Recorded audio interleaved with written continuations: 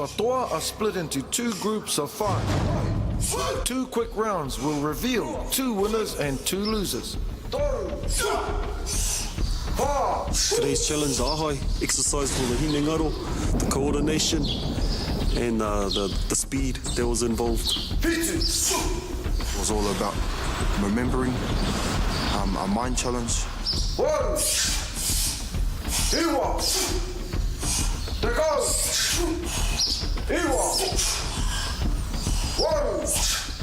Just hoping that we didn't have to go up and down like we did yesterday.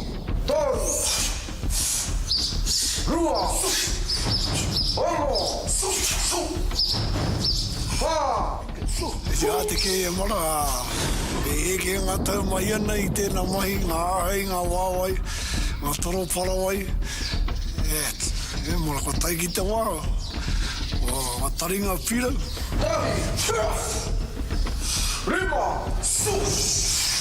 think I needed to relax a bit more. I think I went wrong and trying to think too much about making a mistake. The remaining 3 of this round continue on. He pai te mea hutanga o te ahai. Being new ahai though, I knew it would be a lot more of a challenge for me.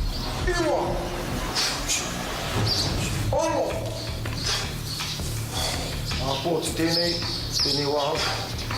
Nō reira, ko tērā I toa, tū mai, ko koe tēnā wena. Ko te toa tuatahi I heke, tēnā koe ānaru, tēnā koutou I ngā toa, ka putasi koutou. Kore mahi ana te tinana noiho, ko te hinengaro ke. Yarite. Now for the next set of 5 toa.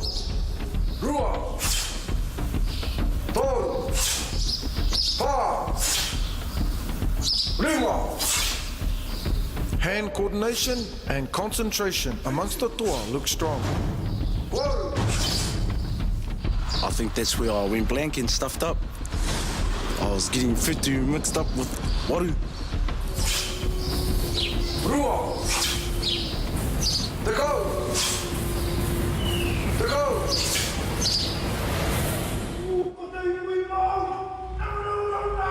Today's challenge is Ahai. Pai mo te tinana, tino pai mahu wai huki.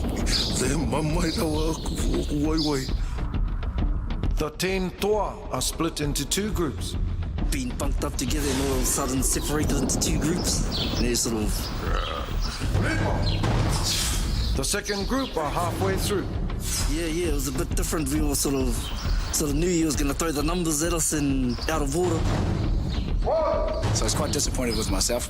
I forgot to turn upstairs on, so I sort of left my roro at home.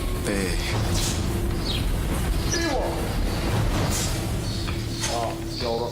Ko te tuatahi E heke, ko koe tēnā Warren, tū mai koe.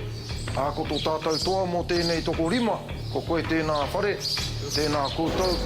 I guess the hardest thing was the random numbers being called, but yeah, I was fortunate enough to be the winner, so it's boy. Now we have the 2 losers from each group. Which toa will fight this afternoon? I roto I ngā rōpū e rua, ko wai, te tangata tuatahi ki te papahoro rākau, hai te ahia hine. Iari, tahi, rua, toru, pā, rima. Tēnā koe, tēnā kōrua. Ko ki te anei e tātou, te toa tuatahi, ki te papahoro rākau, a te ahia hine. Tū mai. Yeah, I was trying hard not to lose it, but you know, we had words before and I said, bro, I'm probably going to stuff up on the same one that I stuffed up on before. And sure enough, it happened. Now, the winner's round. Ko kōrua rā ngā toa, o ngā rōpū e rua, ko wai te tino toa, mō tēnei mahi mō tēnei rā. Nō reira, kia rite, kia mataara mai.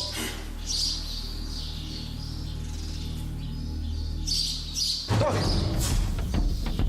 rua, toru, pā, rima, ono, Whare makes a crucial mistake, and Oena wins today's challenge. A tēnā, hongi kōrua.